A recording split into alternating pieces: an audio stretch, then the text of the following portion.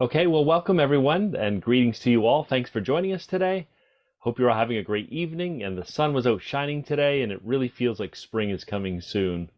Welcome to this webinar on the Bruce Trail Conservancy seed orchards. Native seed orchards are one of our newest conservation initiatives and you're going to learn a lot tonight. I have the great pleasure of introducing our panelists today. I'm also lucky that I get to work with this talented person every day.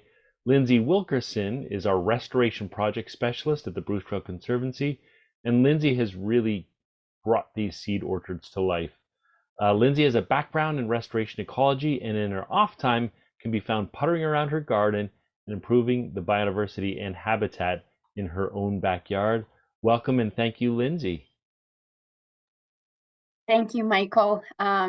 Thank you for that warm welcome. As some of you may recall, the very first webinar that I ever hosted was actually on how to create your own backyard pollinator garden. And now here we are creating these seed orchards for BTC across the trail section. So again, thank you to everybody for attending this evening. This is our first evening webinar, and hopefully everything goes okay. So I wanted to start off by mentioning what is a seed orchard. And a seed orchard is something that we've been working on for the last 2 years. And I had this idea because we were in short supply for native plants that we were looking for. So as many of you know, our mission is preserving a ribbon of wilderness for everyone forever.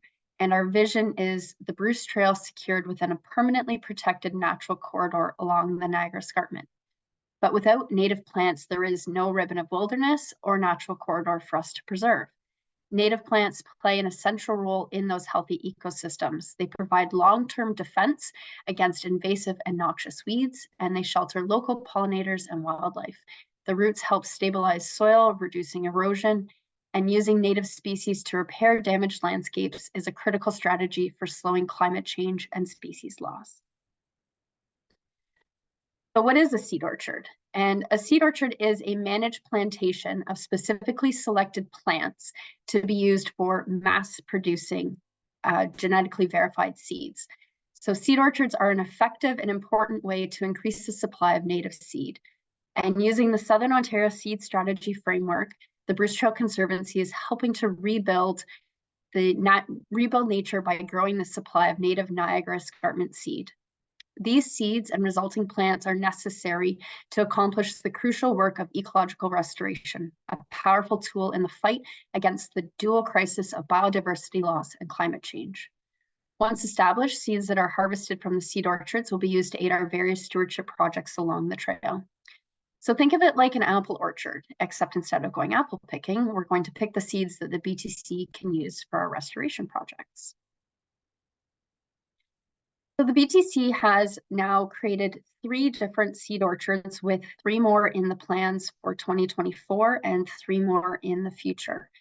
In 2022, we opened up our Iroquois seed orchard as a trial space, and we'll see more a little about sort of the trials and tribulations that we've had about creating that seed orchard in a moment. Last year in Niagara and Caledon, we opened up seed orchards there, and Toronto, Dufferin Highland, and Blue Mountain sections are scheduled to receive seed orchards in 2024. A seed orchard is a long-term project and should be expected to remain on the site for 30 to 45 to 50, 60, 75 years. The initial work for setting up a seed orchard is quite extensive, but that initial investment in time is what is going to allow us to collect those seeds, hopefully for many generations to come. All of the BTC seed orchards have been located on BTC-owned lands. We do that for multiple reasons, and the main one is to make sure that we always have access to that space. We're also looking at the space for access to water, the ability to access it to bring plants onto the site, to collect the seeds. Is it safe for our volunteers to be using that? And we're looking ideally for underutilized BTC-owned lands. For the Iroquois property, for example, it was an old farm field. For the Niagara property, that was a space that had strictly invasive species, and Caledon was an old baseball field. So we're really hoping to change the site use for the betterment of our seed orchards. Once we've chosen a location, then we start preparing the plots. So we've got rototilling in some places, weeding, edging, then comes planting and ongoing monitoring. And some of the situations that we have to consider is what's already on site. Is there invasive plants? Are there species at risk? We definitely don't want to be taking out anything that is valuable to create seed orchards for a space that, was already thriving before. Is there an ecosystem in play that we need to take into account? Is it hot and dry? Is it moist and shaded? And is there water close by, or can we bring water into the space? So for our very first seed orchard, we opened it at our McNally Nature Reserve, which is up in Waterdown. This space has a very, what's the word to say? A close space in my heart. I'm at this location a lot for various reasons. We host a lot of corporate groups in the area. I've done a lot of work with landowners in the nearby space. And what really stuck out to me is that we had this old farm field that really was not being utilized. And after a trip to Conservation Halton to help them with one of their seed orchards, I thought, hey, why can't we do that? Why can't we have a seed orchard and grow seeds for things that we want along the Bruce Trail? And thus the Iroquois Seed Orchard was created in 2022. As I mentioned, it's a former farm field. You can see that wide open space there. And there was some invasive and non-native species present, but otherwise it was just cool season grasses. So not much being used in that space. So over the course of 2022-2023, many groups have participated in the creation of this seed orchard. You can see on the far left there what the space looked like when we started. We had high hopes that we could use a rototiller to turn under the cool season grasses, and we were very much mistaken. So we moved on, had to pivot to using the ditch witch that you see on the bottom left. And that's actually my husband that's helping to clear out the space for us. So that we could get rid of those cool season grasses. The next step was having fencing built in. We do have a very high deer population in this area, and you can see our volunteers helping to get the fence posts installed to help to keep those critters from having a good munch. We've had many groups throughout the last 2 years helping with the space. Rotary Club members, corporate volunteers, the BTC has our summer trail ambassadors, and of course, our amazing volunteers that have been out on this site. They've built the fences, they've prepped the ground, planted, weeded, mulched, collected seed, and kept an ever-present eye on the space to update us on any new developments. I actually just received word from somebody the other day who was on site and offered their trail cameras. So that's something that we may look into to see what species are looking at our space when we're not there. Some of the species that we selected for the seed orchard, you can see them listed here. They were sourced from a local native plant nursery, and the origin of their seed source is known to us and is being tracked. Where possible, we've collected our own seed from the property and used that to propagate the plants in the orchard. Some of the locally collected species were big blue stem, wild bergamot, evening primrose, and New Jersey tea. Actually, the New Jersey tea is currently sitting in my fridge.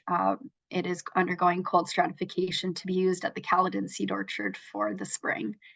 In addition to the plants we've installed, we've also been donated a generous 120 trees from the American Chestnut Council, and those were given to us to help provide a better environment for the chestnut trees to grow. And I did a quick tally today, and over the course of 2 years, we planted over 425 plants in this space and countless seeds as well.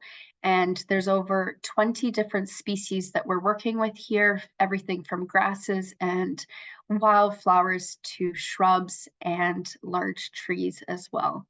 Each one of these has been chosen specifically for its seed source. It's local to the area. It thrives in a hot and dry environment, which is what we have on this field space. And all of these have easy to collect and store seeds.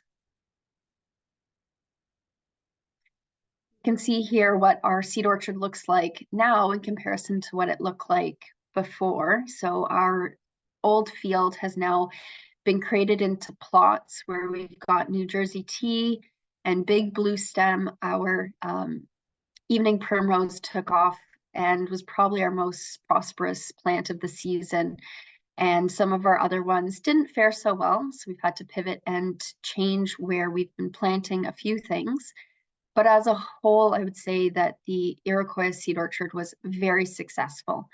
You can see on the picture on the right that we have a lovely sign that was created by one of our trail ambassadors this year, Will, and donated to the BTC, which that was incredible to have that created for us. One of the things I also wanted to talk about with this space is some of the lessons that we learned. And the biggest lesson learned is how important site preparation is. Even with clearing out the cool season grasses, we've still had to manually pull out the sprouts of some of those that have popped up from overtaking the seed orchard. We don't want those cool season grasses mixing in with our big blue stem and our little blue stem and our Indian grass. Otherwise, it'll make it very hard to tell which seed source we're grabbing from. So again, many big thanks to our volunteers who have helped to remove all of those invasive plants out of the space so that we have what looks like a flourishing seed orchard right now. We have also been able to already collect some of the seeds from this space. The evening primrose, most of the grasses produced a great amount of seed, and we've used those seeds towards our Fisher's Pond Nature Reserve, where we're doing a prairie grass restoration. So the 2023 season has already produced great results for us, with more to come as everything gets bigger and gets settled in next year. The next seed orchard that we created is in Niagara at our St. Paul Nature Reserve, and it's a former invasive species site. It's a forest understory ecosystem with amazing soil, but unfortunately it was covered in garlic mustard and buckthorn. And many of our work parties for our Niagara biodiversity team have been on that site, removing those invasive things so that we were able to change the site around. And you can see here the picture on the left is a buckthorn tree that we just felled as I decided to take the picture, and a little bit of a clearing, not much of one, but a little bit of a clearing where everything that was on the ground was garlic mustard in 2022. And we did a quick pull in 2023. And as you can see in the left or the right-hand picture, we now have a wide open space with lots of native plants that were going into the ground in that area.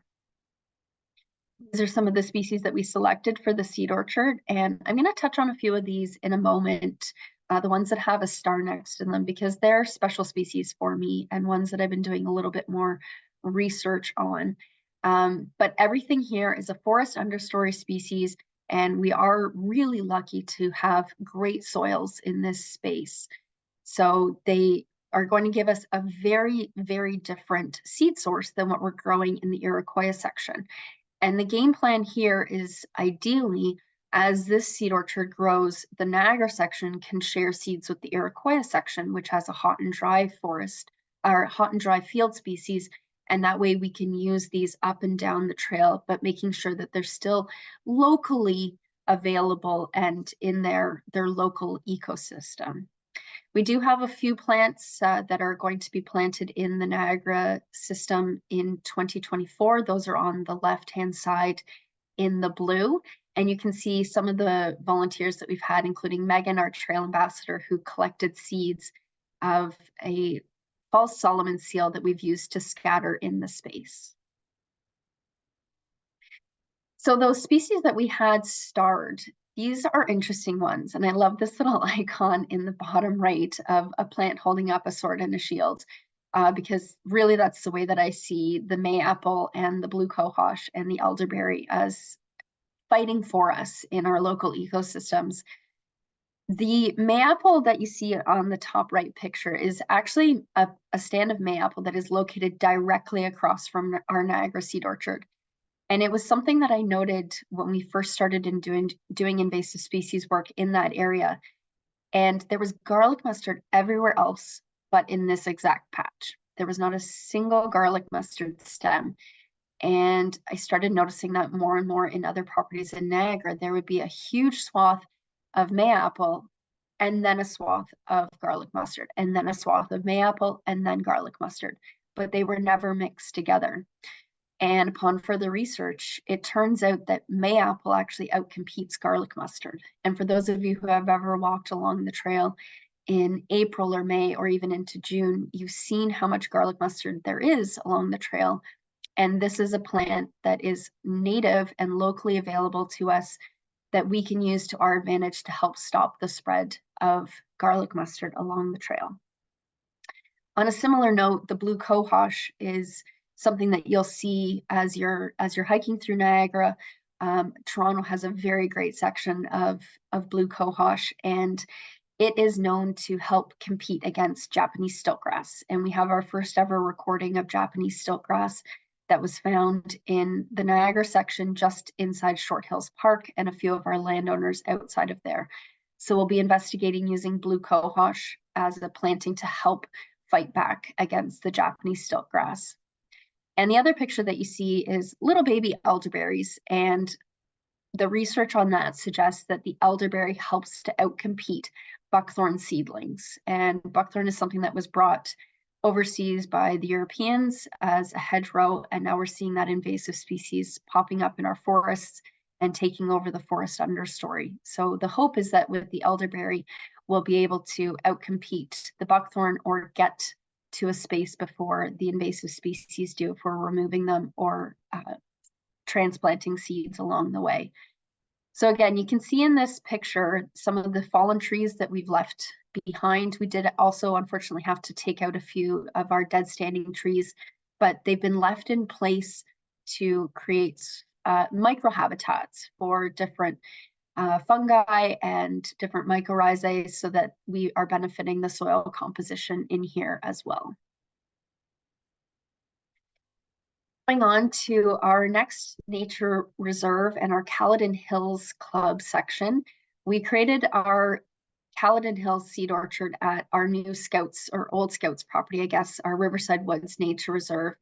And what's very unique about this space is the exact location is a baseball diamond. So it's kind of hard to see on the icon here, but that is exactly a baseball diamond, complete with a back catch in the back, a metal back catch on it. That delineates our boundaries of our seed orchard there, but it's a great space for monarch butterflies. I've never seen so many monarch caterpillars in the surrounding fields as I have in that area. And we wanted to focus on things that were going to increase habitat for monarch butterflies further along the trail, as well as creating seeds that were easy for us to collect. You can see on the left that back catch, and on the right, our team of volunteers from the Caledon Hills Biodiversity Team, and they've come out on several occasions now to help to prepare the area and also get our plants in the ground. This has been a fallow field for about 15 years and was just covered in cool season grasses. We were able to pull back many of those and then let one round of nature take its course. And we were able to find a few native seeds in that space, including a local ground cherry seeds and Pearly Everlasting as well. So we have taken some of those seeds that we were able to find on the site, and we've transplanted them back in a little bit more of an easier way for us to locate them going forward. So again, as I mentioned, on this site is a lot of species that were already commonly found in the area, but we want to make sure that we're able to access them. And one thing with the seed orchard that's beneficial versus wild collection is we never want to take from a wild population, because then we're stealing from the local ecosystem. Those plants need those seeds to restore themselves in that area. So with a seed orchard, we know that that has a great genetic viability, and we're also able to take those seeds. Now, even though this is a seed orchard that we built for the purpose of taking seeds, I still only ever take about 50% of the seeds from that exact site. The rest actually go back into the ground right below those plants to help them regenerate and to give them the next season's worth of growth. We don't have a lot in the way of trees on this space or shrubs. We wanted to make sure that we kept this space open. So there are only a handful of the red oak, hazelnut, hackberry, and ninebark. And next year, we'll be focusing on widening out the plots that have the common milkweed and the big blue stem, the Indian grass, and so on. And I think for this site alone, there is probably close to 400 plants already in the ground here, and all planted thanks to our dedicated volunteers. Since 2023 was the first year that we've ever planted on this site, 2024 will be about learning what was able to survive, what wasn't, and pivoting to create new plots for new species that you see in the blue. Coming up, we have our Toronto seed orchard. This is one that has not been created yet, but we are ideally looking at the Speyside Sanctuary Nature Reserve as a good space. There's parking available locally. We have access to a water source.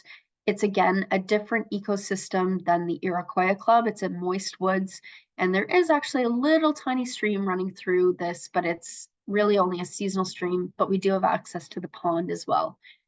We have been on this site for multiple times with our corporate groups doing buckthorn removal. So the forest understory is very disturbed from the buckthorn removal.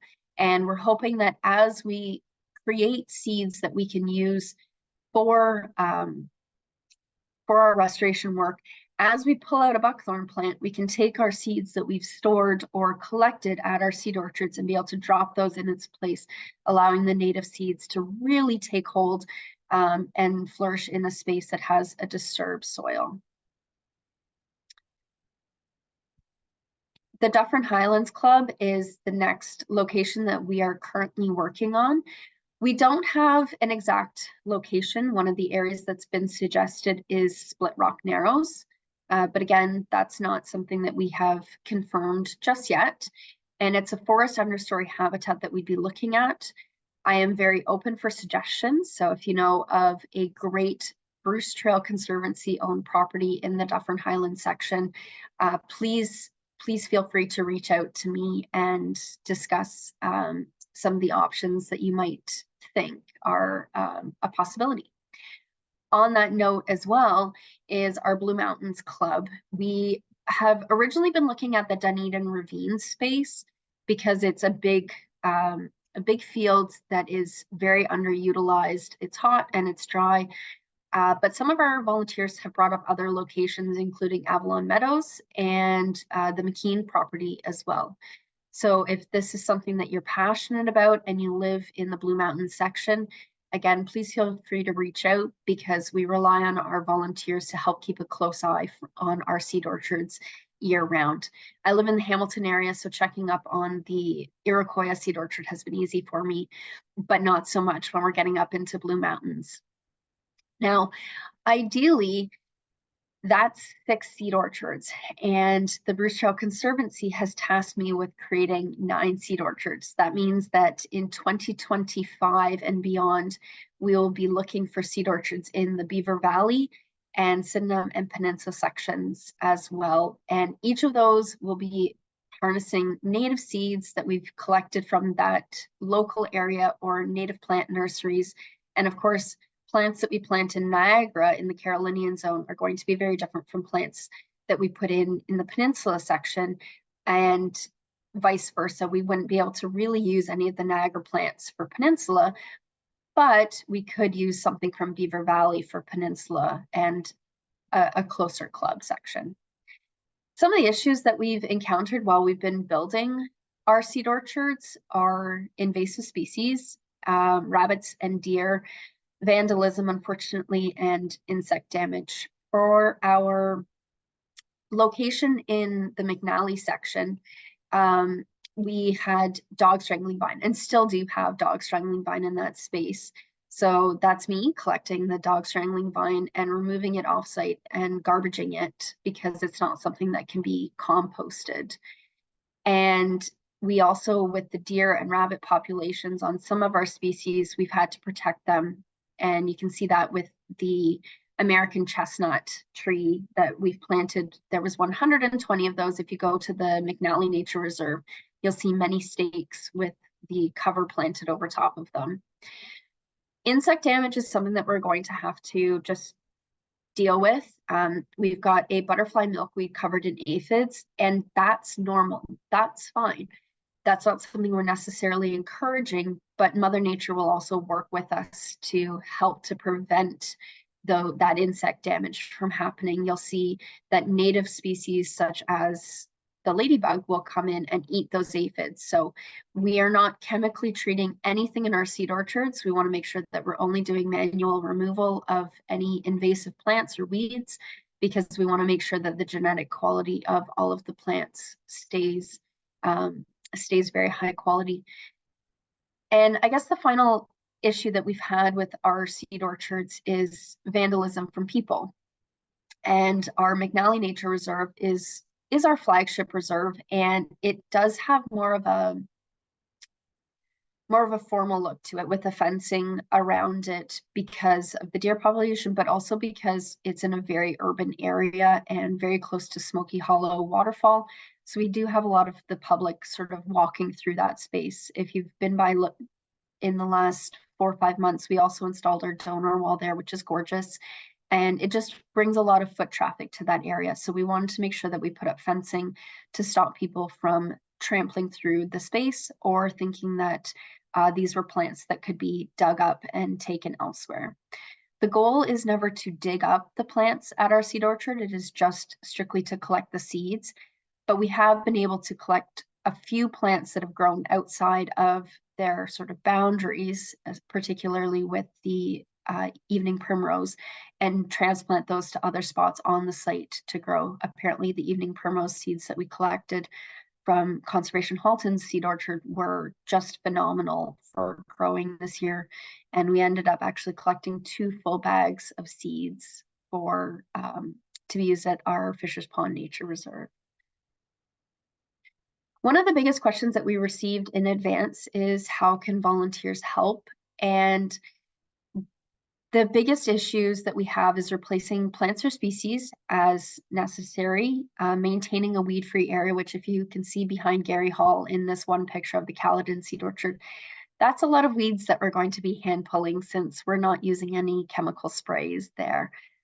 Some of our seed orchards require hand watering, including our Niagara one. We have a lovely spring nearby and the ability to water our plants using just some buckets.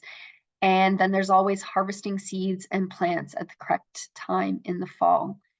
I'll touch on that for just a quick moment in a second here, but I want to get through the rest of how volunteers can help. One of the other ways that we prep the beds is for winter time. That means clearing out the seeds, resetting for next year, trimming back anything that we can. We do want to leave some of the standing material for the winter time because the bugs will overwinter in that. So we're actually creating great habitat for local pollinators in the seed orchard itself. The next step is processing the collected seeds and properly storing the seeds over the winter time. That can be stored on a personal level, or if you're helping the BTC to store seeds, then they can be stored at our McNally barn or in one of the closer barns to your club section. And you can always create a seed orchard of your own at home. 4 years ago, I started collecting seeds to use in my own garden, and it's become this hobby of mine that the BTC has really let me run with, and it's become a passion project for me. It's amazing to see that we have 3 seed orchards that have already been created that we've already been able to collect seeds from. And I have to admit that while I am the person behind the scenes, creating the planting plans and helping to decide the locations, it's really been the BTC's amazing volunteers who have done the majority of the groundwork for the seed orchards. And it's because of them that we're able to have the seed orchards look the way they do. Many of these people are on the call today. I thank you so much for, I'm going to cry, for your time that you've spent and the amount of effort that you've put into helping us to maintain these seed orchards. I've had a crew working on the McNally seed orchards that is probably there every single week and letting me know what's growing, what's not growing. And Niagara, they've taken it upon themselves to go and water the space. And Caledon is so gung-ho to be able to collect seeds from this area. So a big heartfelt thank you to all the volunteers who have let this vision come to life. And I welcome anybody else who is interested in this project to please reach out to me or reach out to your local club, especially knowing which clubs already have seed orchards and which clubs are going to be creating seed orchards in the future. My next slide was actually the question slide, but I'm going to jump ahead to talk a little bit about our seed collection, and then we'll pop back to the question slide. I just wasn't quite sure if I was going to have time for this or not. So one of the things that we need to do when we're collecting seed is make sure it's the right time of year to collect seed. And when is that? And it all depends. Every plant is different. Some of the early bloomers, like our columbine, tend to produce seed heads very early in the game. And then some of them, like the Joe Pieweed and Black-Eyed Susan or asters, don't produce seed until later in the season. And Mother Nature has timed this beautifully. So Mother Nature ideally has timed things so that when a plant is in bloom, that's when its pollinator is flying around and able to help spread the pollen for that plant. It's also timed so that the seeds are available at different times of the year so that different species can benefit from that. So our asters might not produce seed until October or even November, and that's what our migratory birds are actually eating as they head down south. That's their last taste of food in Southern Ontario before they head south for the winter time. And some of the things that you need to keep in mind when you're looking at seed is if you pick seeds when they're too green or moist, they are going to be immature and they may rot or perform poorly. In the picture here, you can see our spice bush seeds that we've been able to collect, and they turn a bright red when they're ready, but the ones behind it that are still on the plant are green, and those are not available to be collected at that moment. But Mother Nature can also be tricky, and if you wait too long, those seeds may fall off the ground or be eaten by critters or insects, or even be blown away by the wind. One of the big ones blown away by the wind is our milkweed. And if you ever attend our seed orchards that have milkweed in them, you'll notice I have a little baggie covering the ones where we're protecting the seed head to stop the wind from taking it away, but still allowing air to get through to it. There are some seed heads that just might not mature all at once. We might be able to collect some of the seeds from a big blue stem in 1 week, and then we have to come back, the following week to be able to collect from the rest of the plant. And next thing to go over is how we actually collect the seed. And collecting the seed is just as important as making sure that we're collecting the seed at the right time. So make sure the seed is ripe. And when you're collecting it, be gentle so as to not break any of the seed. If anything is in a berry format, the best choice is to put those berries either into a container like I have here that has a hard shell so that we're not accidentally crushing them, or drop them right into water. And for our dry species, we're putting them into paper bags and labeling that with the date collected, the species collected, and where we collected that from. And something to note here, please, please, please do not collect seed from your local environment unless you've been given permission to do so. Even the BTC seed orchards, we do have specific volunteers who are collecting this seed for us. And if you wish to use some of that seed, please get in touch and we would be more than happy to share if that seed is not already spoken for a specific restoration project. For example, that spice bush seed that we are collecting in that one photo was actually used for our Niagara Nature Reserve to plant some forest understory spice bush in that space. But we did also give our volunteers a few to take home with them as a thank you for participating in the program. And we always want to make sure that, again, if we're collecting seed, it's from a wild population and we're only taking maximum 10%, and that is so that the plants can regenerate themselves. In our seed orchards, we're only taking a maximum of 50% and leaving the rest on site to naturally regenerate. So I will go back to our questions section. So if you have any questions, now would be the time to ask them.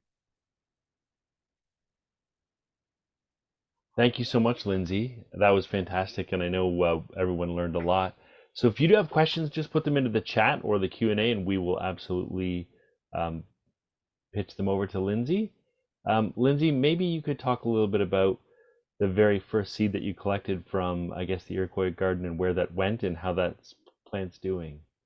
So the very first one that I was actually able to collect was some of the evening primrose, and that evening primrose has gone to Fisher's Pond, and we are unable at this time to see what it's up to because it's currently in the ground, but we're hoping that it will produce a flourish of seeds for next year.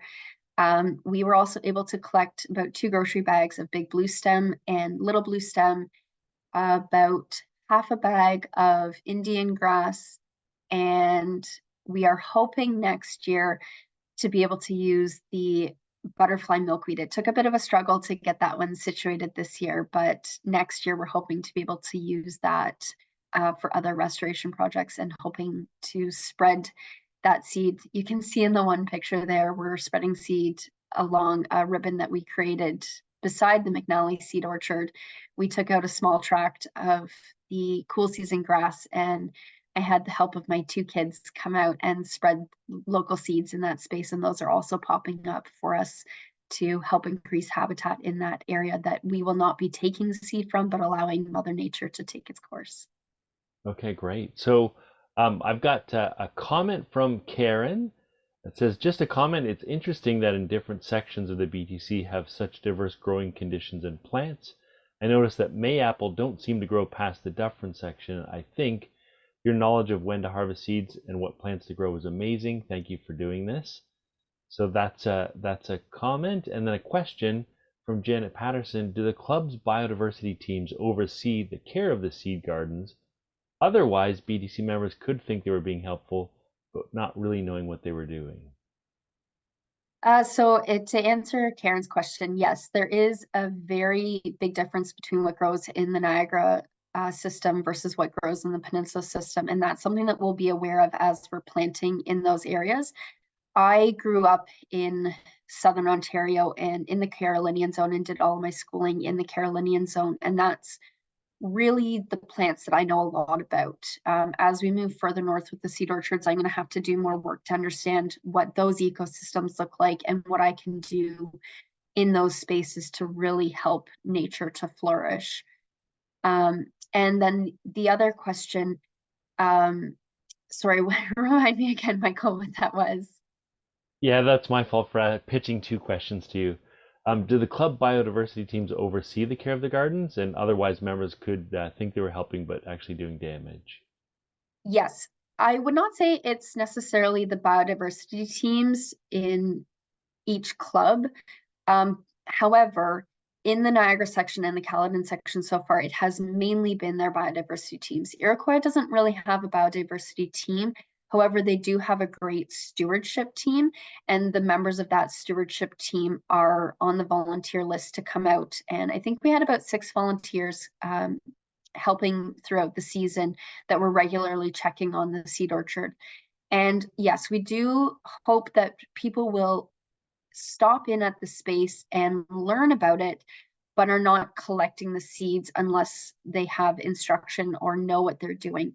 Something that I'm hoping to create for 2024 is signs at our seed orchard that explain what the species is and what the seed looks like when it's ripe, and how to collect it, how to store it, and where it's best located along the trail, so that if we do have, say, a member from our biodiversity team come by and they're like, oh, I see that this spice bush is red, but I'm not sure what that means. They can actually look at the sign and say, oh, it says here that when the spice bush berries are red, we can harvest them. We stick them in the fridge for cold storage, and then they're ready for planting, either overwintering themselves in the ground, or we can keep them in the fridge throughout the season and plant those again in the springtime. And that's something that I hope to create for each of our seed orchards, so that our volunteers have a bit of a leg up on knowing what species are there as well.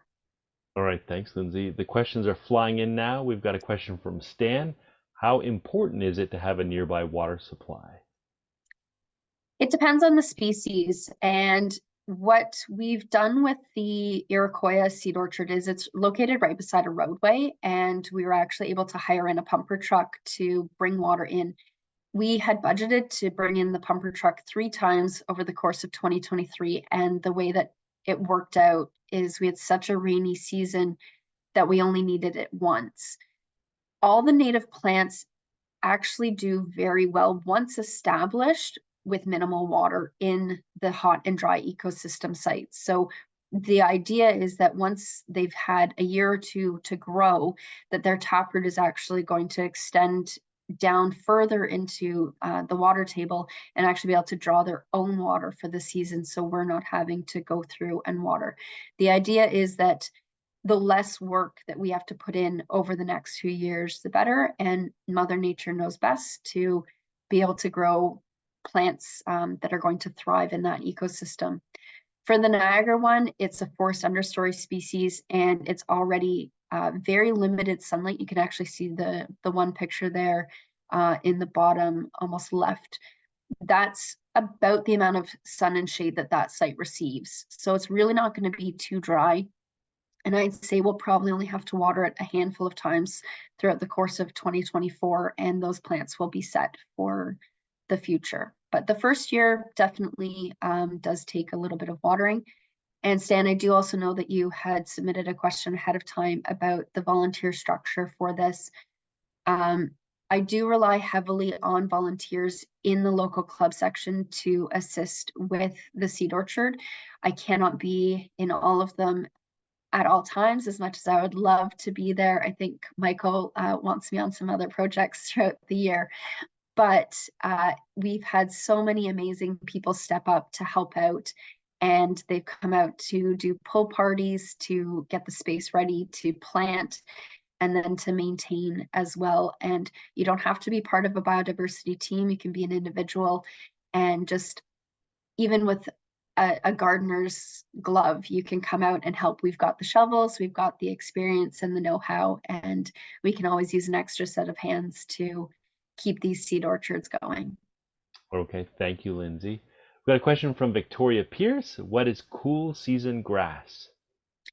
Cool season grass is non-native, and it's something that you'll find on the average roadside, or in some cases somebody's lawn. We're talking about fescues and other grasses that just are not of interest to our native wildlife. They're not eating them, it's not creating pollinator habitat, but a warm season grass in comparison is something like the big and little blue stem, and those are feeding our pollinators. They just happen to only come up in warm weather, so the cool season grasses tend to take over a bit more. We saw that a lot at our Fisher's Pond Nature Reserve, where the space, we had to do a burn this year to help scale back the cool season grasses and allow the warm season ones to get a bit of a leg up on the season. Okay, thank you, Lyndsey. A question from Lynn. What is the plan for the Toronto seed orchard? What plants would be growing there? Probably similar to the Niagara ecosystem. My main focus there is Joe Pyeweed, because the Niagara ecosystem isn't wet enough for Joe Pyeweed, and also some Jack in the Pulpit, because there is some already found in the area, and elderberry is going to be the biggest one for there because of the research being done on elderberry outcompeting buckthorn. And the way that it does that is elderberry leaves out very early in the year. Mine in my backyard is already starting to leaf, and it's February the 8th. Probably not ideal, but it also held its leaves the latest into the fall. And the most recent research shows that buckthorn seedlings really only survive 1 year.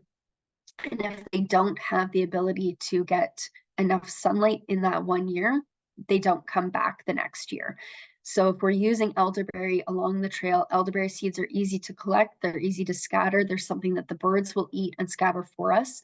And we can pull out a buckthorn and immediately put elderberry seeds in the ground and let nature take its course on setting up that ecosystem for us.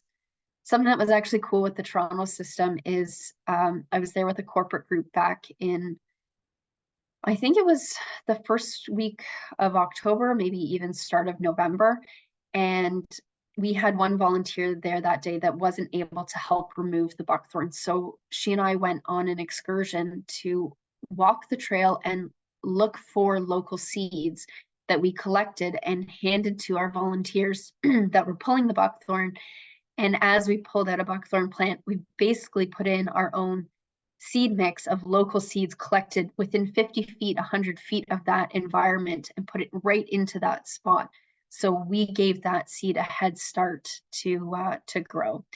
There was tall thimbleweed, there was Jack in the Pulpit, which I love to find, white baneberry, and something else that I'm forgetting off the top of my head, something from the wet, so probably a dogwood. And we were able to scatter those as soon as we were planting. So I'm very excited in the spring to see what pops up in that area. Okay, thank you, Lyndsey. 2 more questions. Who do we contact in Niagara and Iroquois sections to offer our service? So you can contact me directly, lwilkerson@brucetrail.org, or also Alicia has, she's been leading their biodiversity team. And you can also contact their club president, which is currently Alicia, but I believe that is going to be changing. So you can contact really any member of their team and they'll pass along their details. There are multiple, I think there's about 10 of us on their biodiversity team. So if you're able to get in touch with anybody on the biodiversity team, they can pass you through. And their biodiversity team does so much on the St. Paul Nature Reserve for removing invasive species in other areas. And it will be really great to see the seeds that we grow right there being used as they pull invasive species further along the trail. Okay, thank you, Lyndsey. So 1 comment and then a final question. A comment from Dale. Lyndsey is an amazing presenter. It was most informative and interesting. Thank you, Lyndsey, for this presentation. So kudos and thank you, Dale. And then last question goes to Margaret Hull. What percentage of trees versus shrubs versus other plants are you growing? It really depends on the site location. So for the Niagara section, we are very limited in canopy space. So we try not to plant too many of our tall trees, but we also want to maintain that forest canopy as some of the other trees in the area are taken out because they're either a dead ash tree or some invasive stuff. We have Manitoba maple in that area. So I would say that my ratio is probably equal amounts for a hot and dry location, grasses and forbs, so grasses and flowers, and then about the same amount of trees as shrubs. So if we have 5 grasses, we also have 5 flowers. If we have 3 or 4 tree species, we also have 3 or 4 shrub species. The obvious benefit with the grasses and forbs is there is a faster return on investment. We can use those within a year or 2 of them being planted in the ground. But the trees, we're planting an oak tree that is 2.5 feet tall, knowing that we're not going to be able to collect any seeds from that for many, many, many years. It might be my kids collecting seeds from that, hopefully in the future, or, you know, future Boy Scouts or Girl Scouts that are on that Scouts property collecting those seeds. So it really depends on the location. I can foresee for a place possibly like Dunedin Ravine of doing more trees and having a real tree line that we can collect seeds from, and then still also being able to offer the grasses and forbs section as well. But the Caledon Seed Orchard will only ever have a handful because we don't want to close off that canopy space. Okay, thank you, Lyndsey. And so Ryan just broadcast a note from Ellen Savoya in the Niagara Club that said you can email the Niagara Bruce Trail Club at gmail.com. So we put that in the chat for everyone to see. And that's it for the question. So congratulations and thank you, Lyndsey. We learned a lot. I promise you, Lyndsey's so inspiring to watch, to bring this project to life. And I know she's had her husband involved, she's had her kids involved. And thank you, Lyndsey, for everything you do. And thank you, everyone, for attending tonight. And we hope to see you on the trail or at one of our seed orchards. Take care. Thank you, Lyndsey. Yes, thank you, everybody, for your time today. And hopefully I've inspired you to start your own seed orchard. Have a great night, everybody.